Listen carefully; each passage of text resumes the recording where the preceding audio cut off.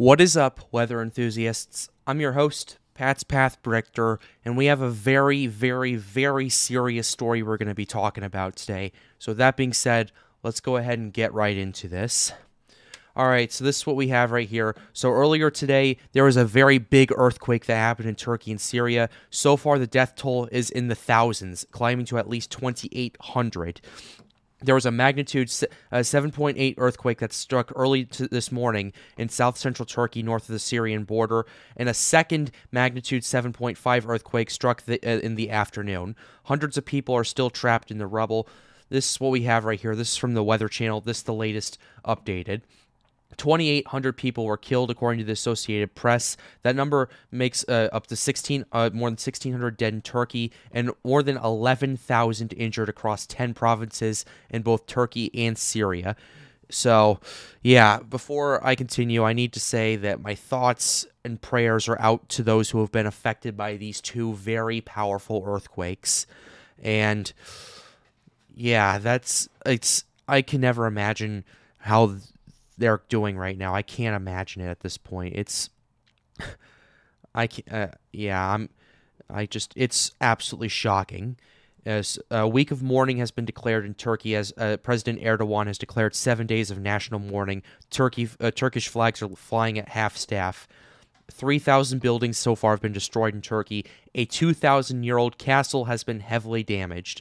The Gaziantep castle, which was built during the Roman times, it's been very heavily damaged at this point.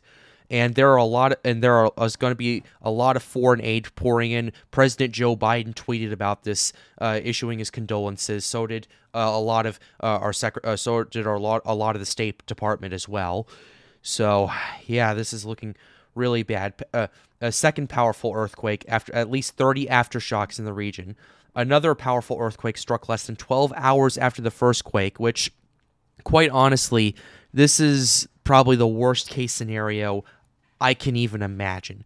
Because if you think about it, you first are hit by a 7.8 magnitude earthquake, and that damaged a lot of buildings, destroyed a lot of buildings as well.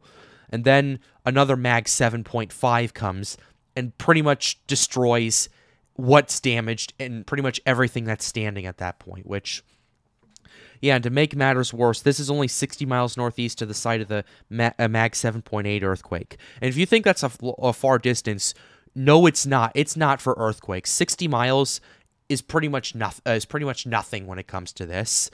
And these earthquakes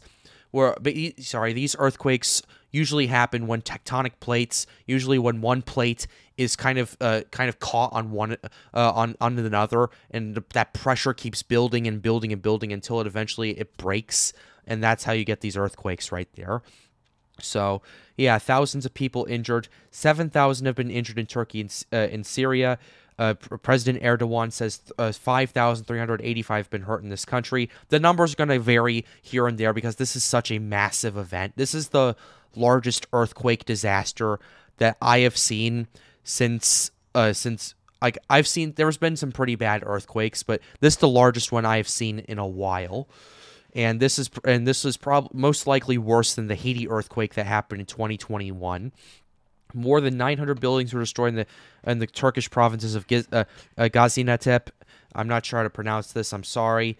It's very cold. Everyone on the streets. Rain, snow, and temperatures in the 30s are expected to hamper rescue events. When the current weather system departs Turkey by tomorrow, it should be drier. However, colder than average temperatures will continue to grip the country much of the week, which that's not good either at this point. Hospitals overwhelmed in Syria. The situation is equally dire across the border in Syria, and they've been through what's it now? 12 years of civil war at this point. A lot of Syria's been already destroyed, and now two powerful earthquakes come in and pretty much rattle the region even after all of this. So, yeah, it's hard for me to even talk about this right now without getting emotional. It's wow. Yeah, I'm gonna go ahead and stop it right here. yeah, before it ends, my heart, thoughts, and prayers are out to all these people that have been involved, and I wish the best of luck for the Turkish people to rebuild and repair. I don't think I can even imagine going through such a catastrophe like this. Not just one earthquake, but another earthquake of almost equal strength doing all this.